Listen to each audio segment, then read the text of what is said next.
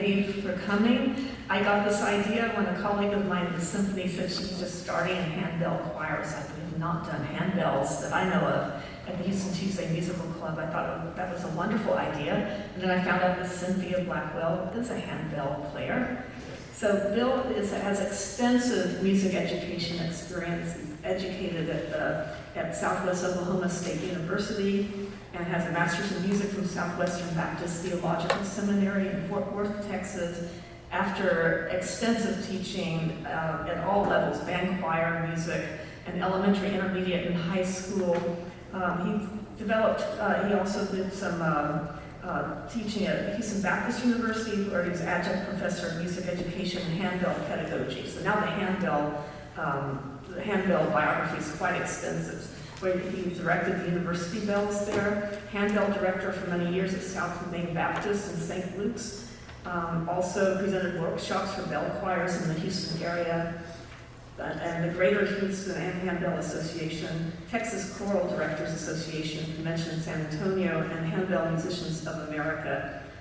And he co-founded Bayou City Bells, and for 8 years was an artistic director for the Houston Bronze Ensemble.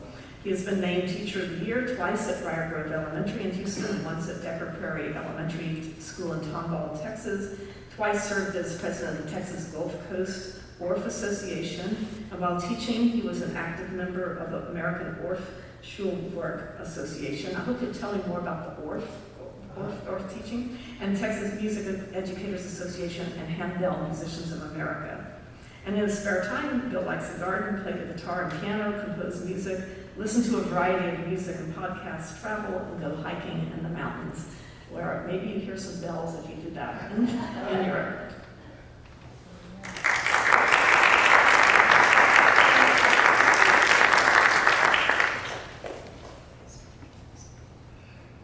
Well, I think it's afternoon now, so I can say good afternoon. Glad to be here with you and share a little bit of my joy of handbells. And I started off as a high school and junior high band and choir director in Kansas, Oklahoma.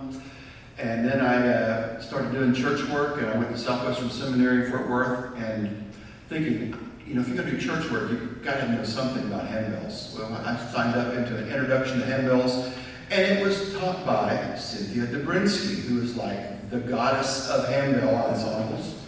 And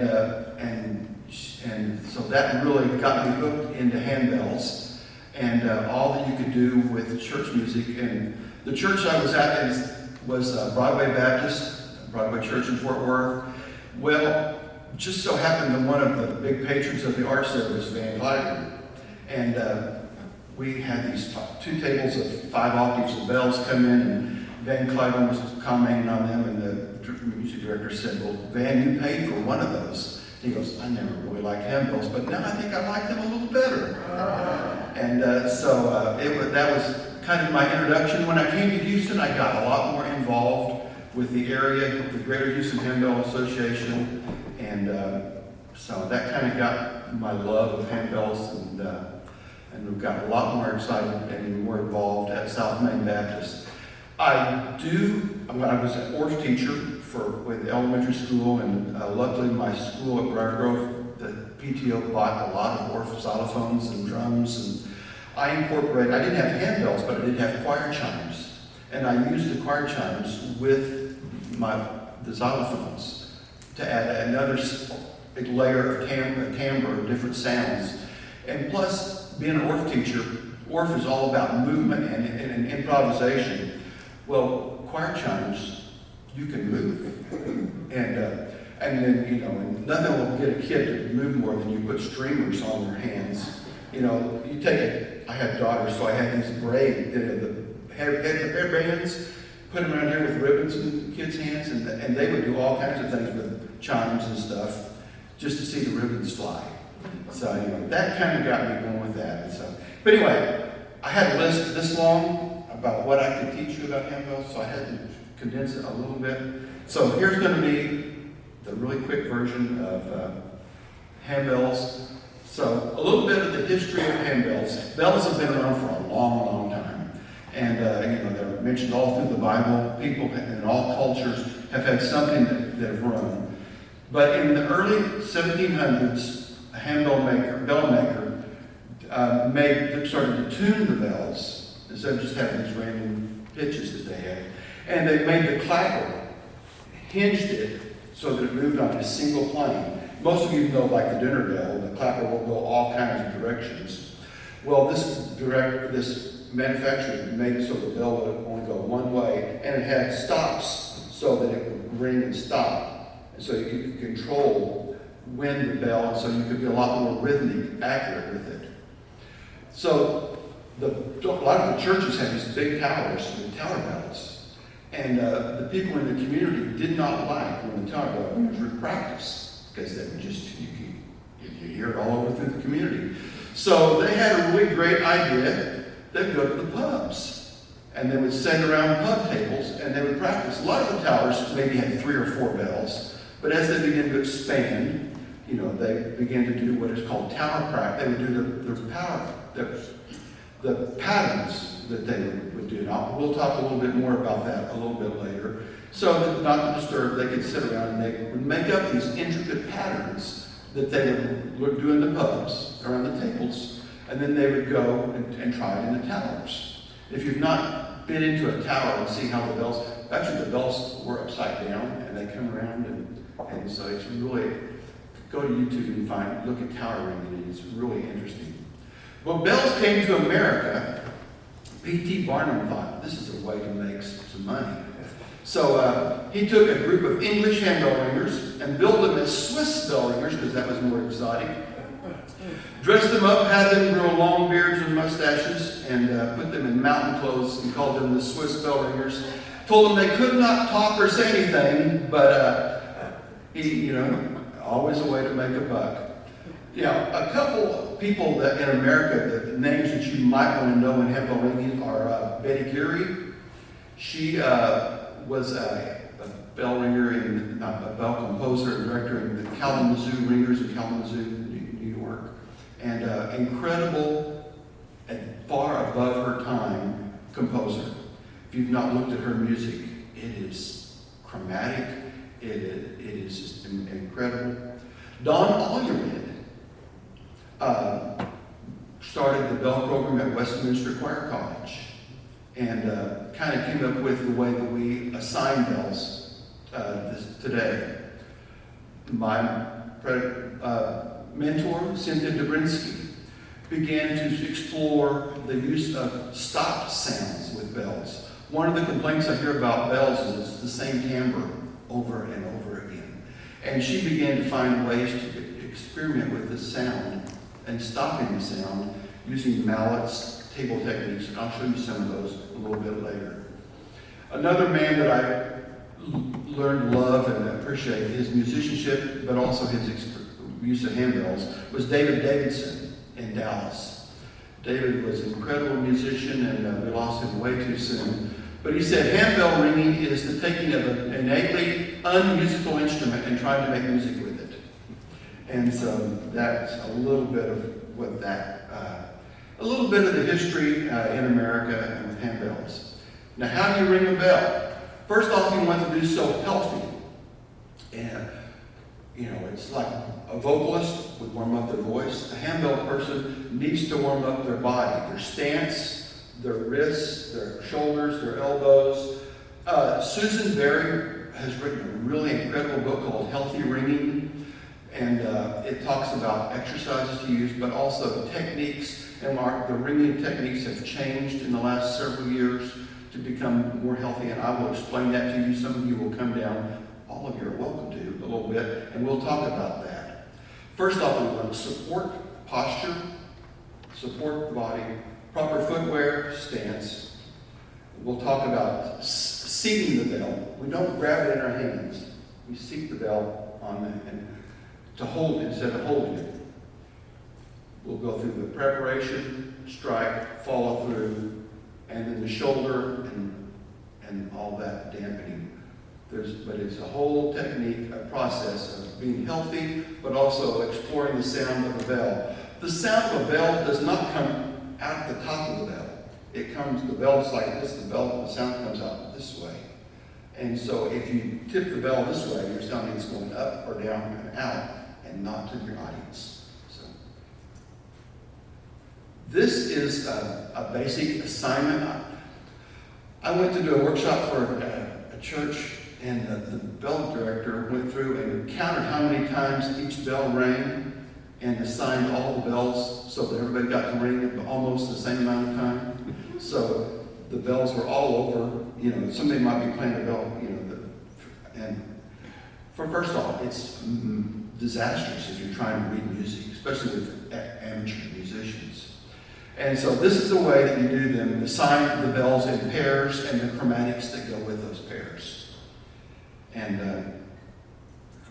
this is a bell use chart, and I have put lines through it so you can see. Can you see on that? So, yeah, about 13 ringers if you do it that way.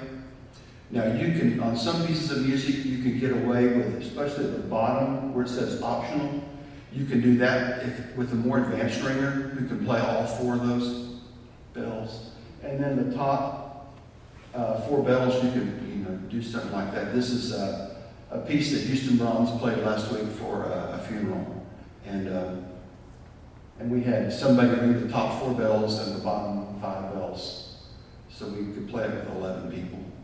And but usually you go through and you tell, that way people know, and have them circle which bells are theirs.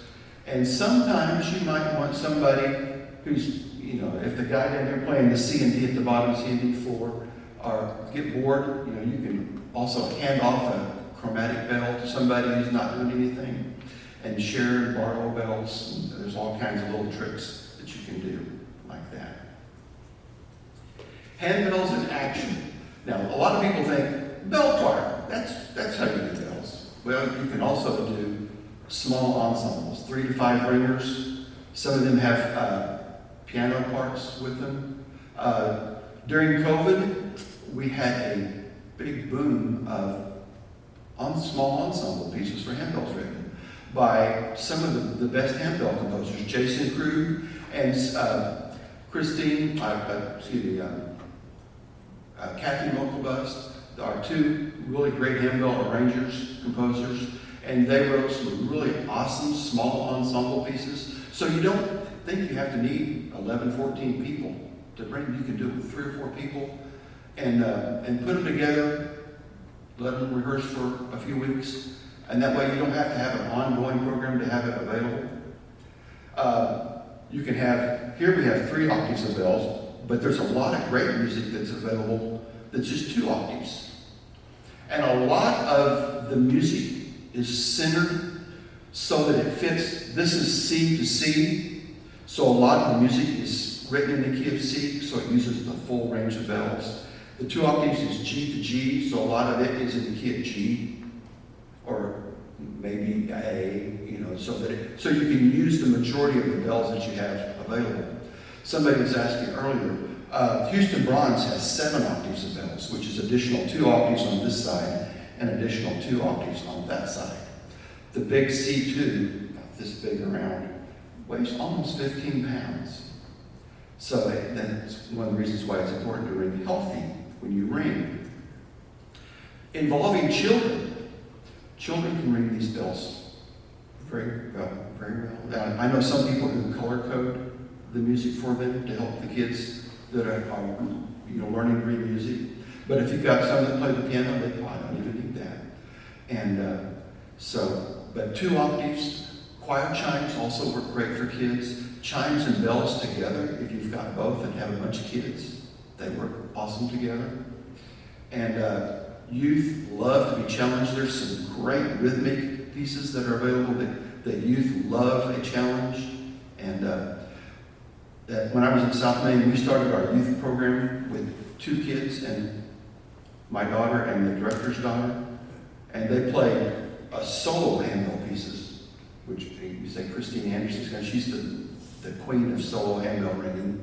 And so you can take a solo handbell piece, put 2, 3 inexperienced people. Some of them have really great piano accompaniments to them and really do some really cool things that way. playing chords. And I'm going to show you a little trick in just a few minutes on how to do that with either kids or adults with inexperienced ringers. You can do it with contemporary worship. I've heard people say, we don't use bells in contemporary worship because they're not appropriate. I said, well, you know, I bet you use synthesizer with bell sounds. So why not use real bells? You know, so there's some simple ways to do that. Put it on, you know, with choruses, with caroling. Add bells to your choir anthems. It's not hard to write a simple little bell part that you can do.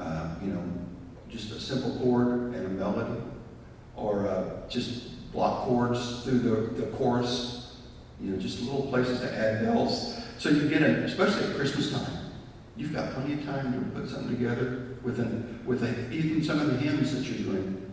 And so I bet some of your hymnals even have handbell parts that are in there, or you can just play straight out of the hymnal. One thing you need to know about handbells is that they sound an octave higher than they're notated. So when you have middle C, it actually sounds C higher than that. And so the C that's down there on the bottom end is bass clef C, C4, but it actually sounds middle C. So, processions. Being an org teacher, we're big on using pentatonic scales because there's no mistakes. And so you can do random ringing on a processional. If you've got something in the key of C, just take away the Fs and the B flats and just have random ringing, and watch the heads turn when you hear that sound coming from the back and processing. And you know, if you want to do liturgical colors, hook them, you know, those little clip hooks. You can put ribbons to it, staple it, and then put them on the handles of the bells. And as you're walking through and the ribbons are flowing, and just, you know, adds a little color and a little magic to what you're doing there. And then, you know, this is something you'll have to do next year, but for All Saints Day, toll a bell for when you read the names of people who have passed away in your church. And then at the end, do like a pentatonic, big random ringing with bell tolls, and just bring it all to a really big conclusion. We did like the big C, you know, just every time a name is run. I've done it also. We had people spread out throughout the audience area, and every time you just went through and rang a different bell. So everybody had a bell run in their name, just a way of remembering people and make something a little bit unique and special. Okay. Handbells with choir. I talked a little bit about this, but adding accompaniment with the bell chords. Don't overuse that timbre of the bells. You know, use the chorus or the refrain, or maybe the last verse out from the hymnal. Bells sound great in super tight chord clusters, especially the upper range. The lowers sound great in fifths, but anything from, well, most of this through here will sound good. If you just have just chord clusters or just random ringing. Simple melodies with chords, and you can do that. Random ringing, pentatonic through there. And you can double all kinds of octaves. The singing bell, where you take a dowel stick and you rub it around the outside of the bell, and it will sound like the Tibetan bowls. And you can do that, and you can do chords, and you can do clusters. You can do, if you want something a little softer, you can use mallets. Okay, well, I'm going to invite you to come down, and we're going to go through, so if you'll stand behind the tables, come on down there. You don't need gloves. If you want some, there's some on the table. Hold the bell up, take your hand, and just hold it between your thumb and first finger. Make a little circle. And gently take your fingers around. Now, the first thing you have to do is you have to prepare by bringing the bell backwards so that the clapper falls backwards. If you don't, if the clapper is forward and you try to ring, it won't ring. So you got to tilt the bell back just a little bit, and then just a little bit of up and. Okay, now don't get it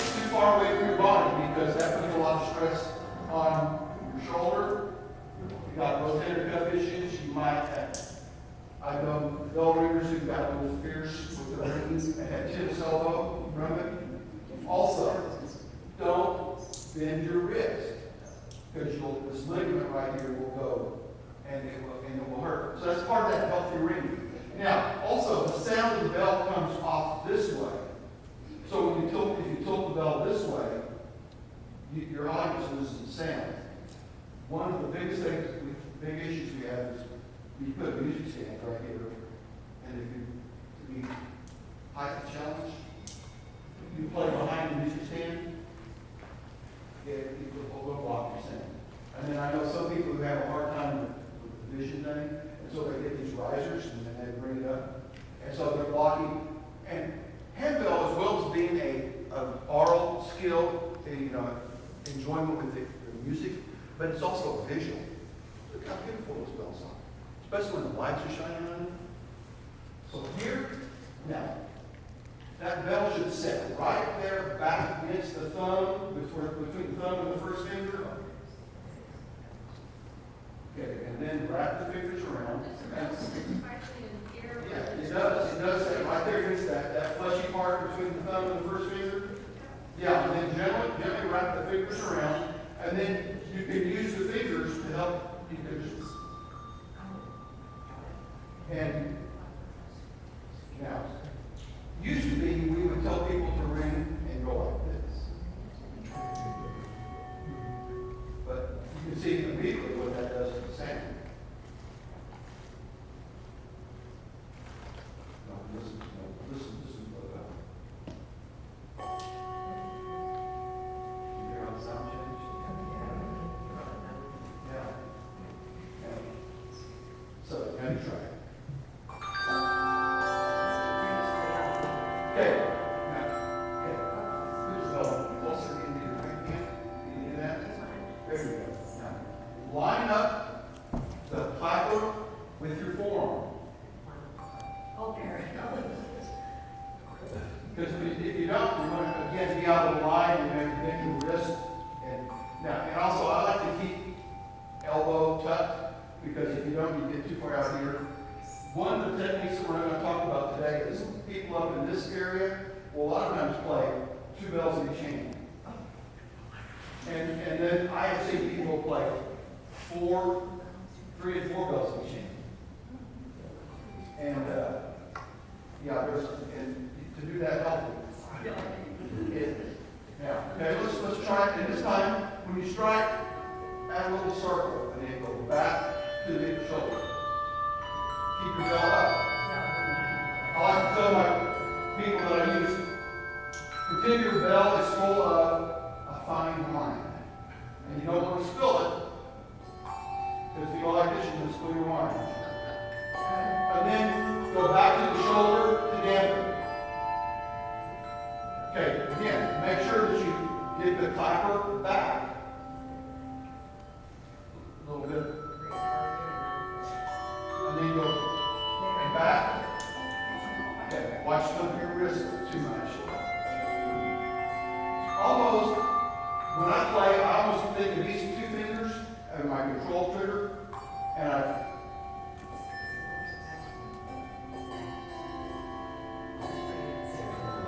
So you can really control, just use those 2 fingers. Now, the interesting thing about sound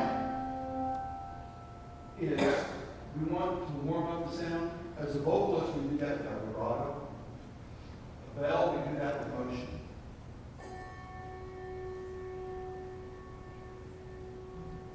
As opposed to a static sound. So again, we don't want it far away from our body, because that puts weight on our shoulders. Don't spill your wine. Yeah, it's a typical bell over this time.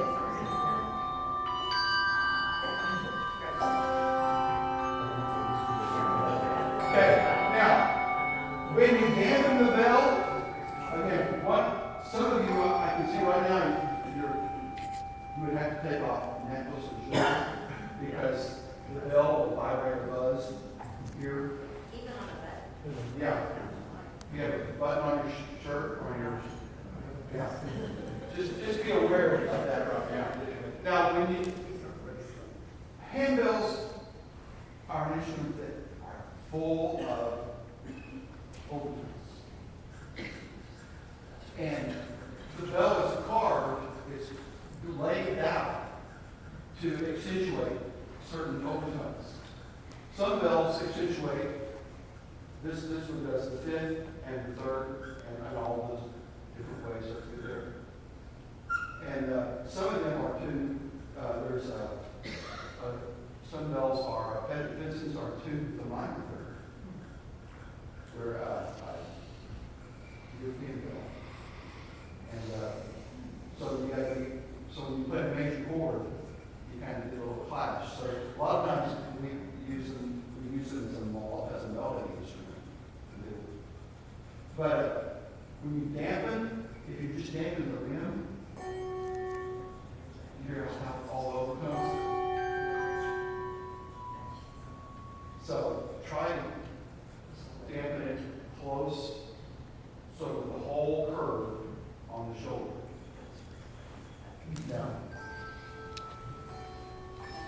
Now, another way to dampen it is to go to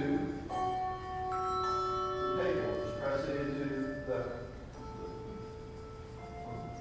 You got to press the whole bell in.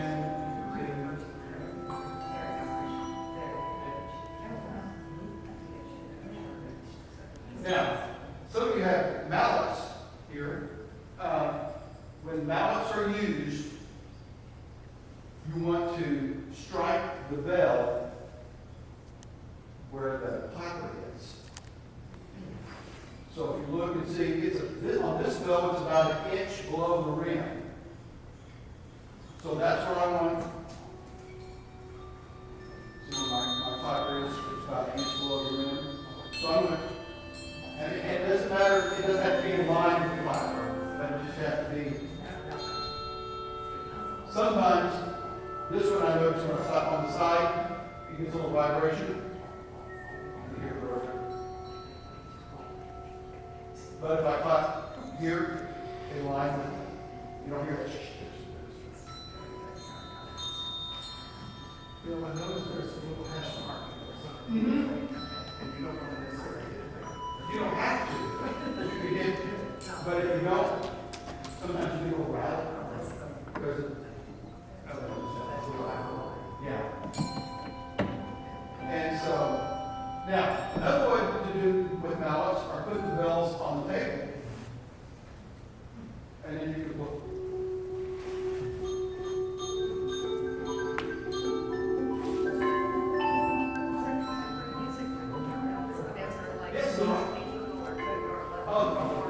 There's actually an editorial piece here. But when you play with percussions,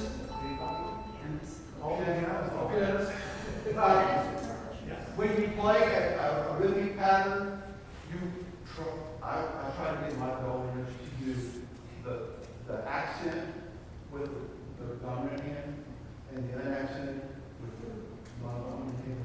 So if I'm doing a 3-3-2 pattern,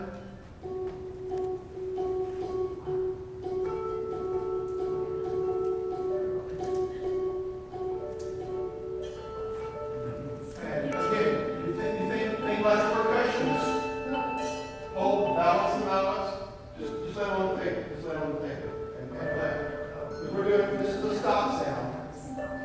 Yeah. This is where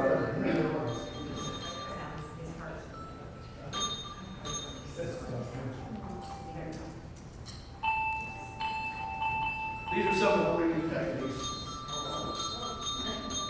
Oh, there are, and this is not all of them.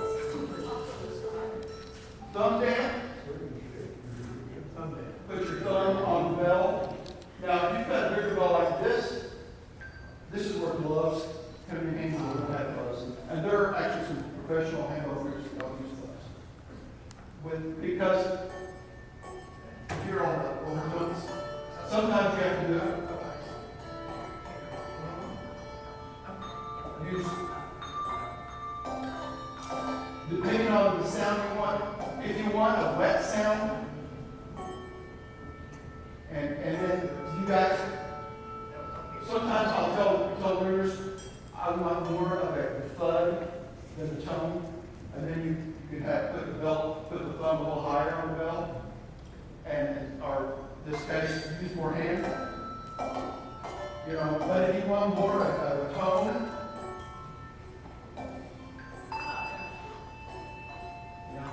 Okay, table bend, we went through that one, where you ring, and then you press the bell into the table, because if you don't press, you get the lift, and you get that overtone sound. Okay, a pluck, I see a lot of people do this wrong. A pluck, I don't think about it in some places. But, put the belt on the table. Pick up the clapper and use your thumb to press it down.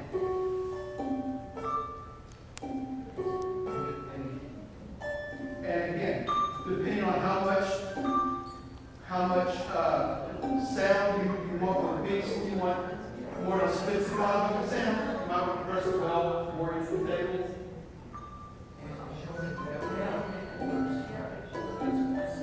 Now, I have seen people who do a flip, where they put the bell here and they go up, but that tends to, they hit up here at the top, and then, especially if the bells are set very loose, the clapper goes back down and hits on them, so you get a double hit. So I teach, pick it up and go down with the thumb, and you can be a lot more accurate that way. Okay, now this one, you've got to look out behind you. Make sure you have, it's called the power swing, or just swing. This is where you use the Doppler effect. And you,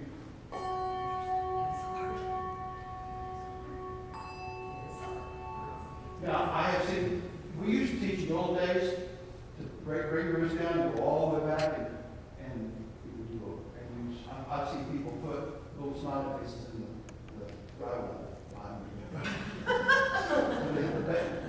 The bell hits the back wall.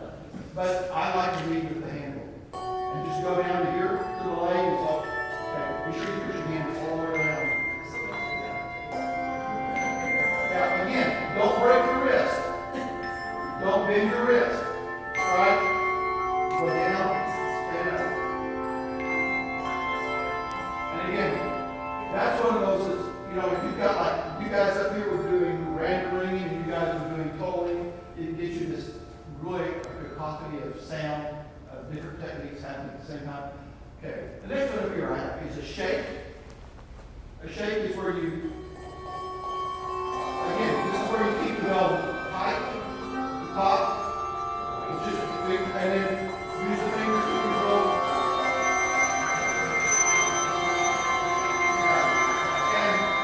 If your bells are adjusted too tightly, they won't work. Because if this screws are too tight down here, you won't be able to do it. You should be able to. And the last one I'm going to do real quick is a martelato. Martelato is where you take the bell and you play straight into the pad. And I've got next here, I've got 2 tacos high. You think it was stack 2 tacos? That's how high you get.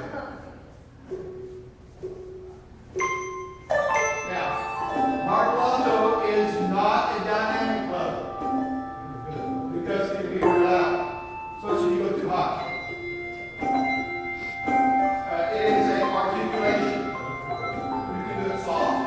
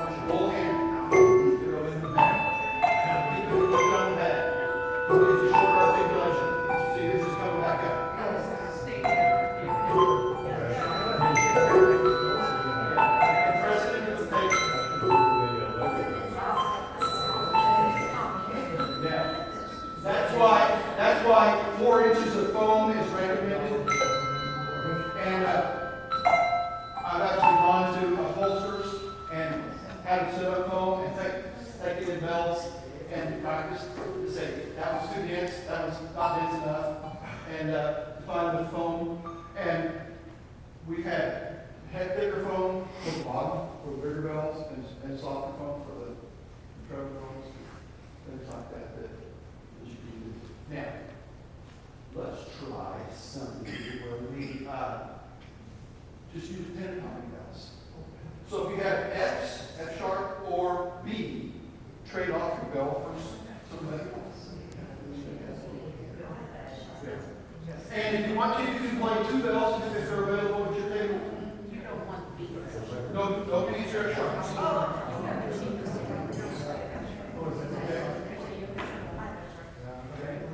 Those two.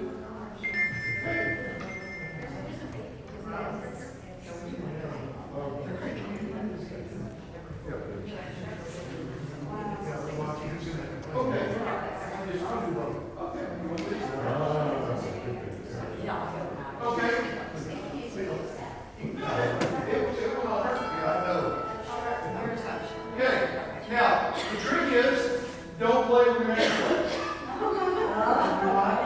So you gotta listen and watch. Peripheral vision is always a good thing. Okay?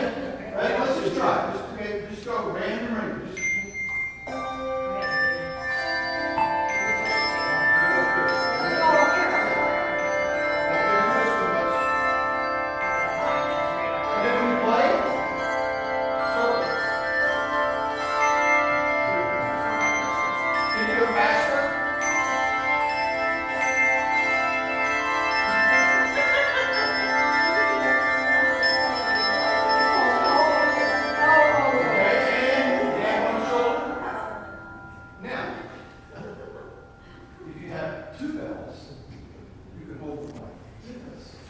Or you can hold them like this. And, I pick mine up because, and then take a mallet in the other hand.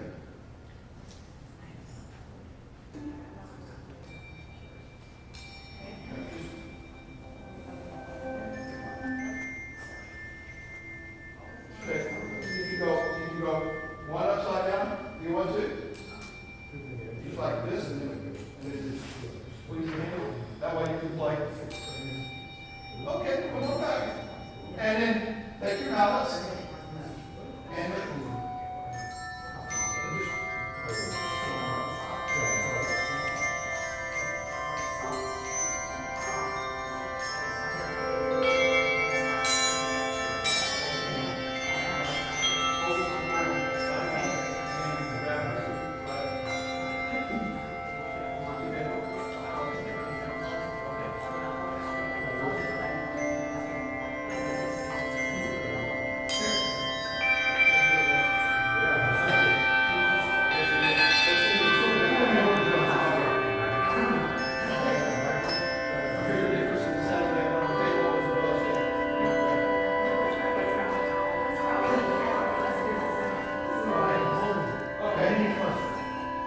telling me we're getting close to finishing up here, 3 or 4 minutes. Sorry, at that time. Okay. Just want to know. Okay. So I will let you put your bills back on the table and I will go finish up with things that I have over. Thank you all so much. And I'm going to got a couple more things here.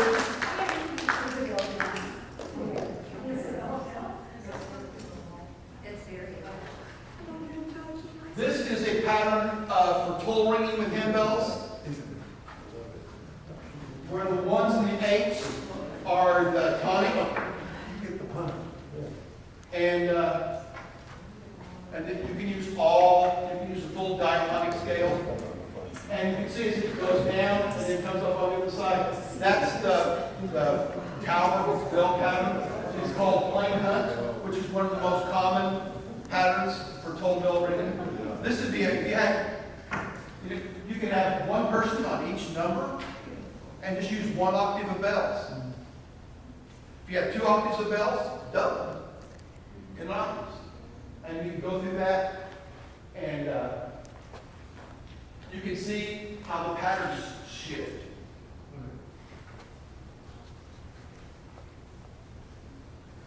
And you can find that if you can just put toll bell, patterns. I found out just with a quick Google search. If you're interested in seeing a really great Christmas concert, Houston Bronze with their new artistic director David York, who's also the director for the Gay Lesbian Choir, and they're going to be combining for a concert match. So you'll have bells with choral music, and David does some really nice bell arrangements to go with choral things that he's arranged. And I first heard of David many years ago when he did For Whom the Bell Tolls arrangement for choir and bells. And so it's going to be a match at the big theater. If you've not made the match, you missed it. And that's what Houston Bronze does a lot of their concerts at. And if you need help for handbells, Houston Bronze does have a Build-A-Bell workshop that is free. They will come to your church or wherever you are doing, and they will do a workshop for you.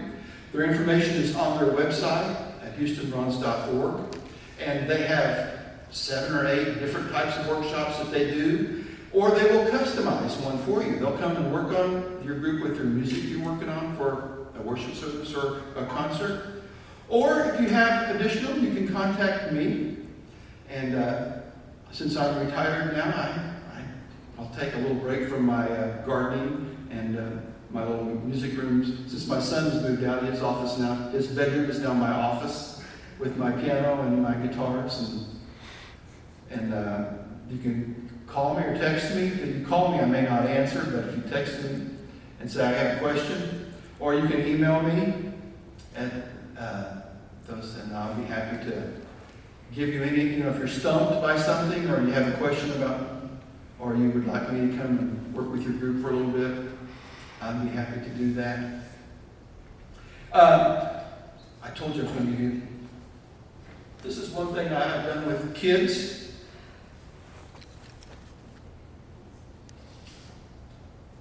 Just hold up the card sheet when you want to play the chords, and you can also put ribbons or dots to match the colors of the sheet, so that they or challenged adults who if you wanted, this is actually the chords to Silent Night, and you could just hold them up, and if you're doing a Christmas Eve service, and you want to do, or you can do Joy to the World, or whatever it is. It's nice and easy. Any quick questions before we go? If not, yes.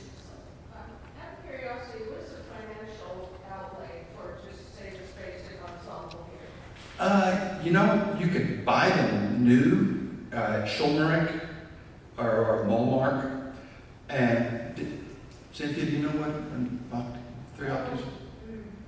I think they actually have a set, like a whole setup.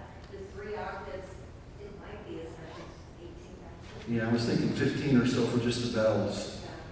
But you can also, if you eBay or find a way, a lot of churches have bells in their closet that haven't been used for years, or they've gone to contemporary and their pastor says, we will not have anything except contemporary instruments in our ensemble, but they're using a guitar, which has been around for how many centuries? But I never understood that idea, but it's out there. But you can find used bells. Sometimes they're on Facebook, and that's another way you can connect with me on Facebook Messenger. You can find me very easily. But I'd be happy to help you in any way I can. If you have some help, or know somebody that's having wants some help getting things going, an idea, be glad to help. Yeah. Since we did call this Caroling the Bells, this is a Houston Bronze arrangement.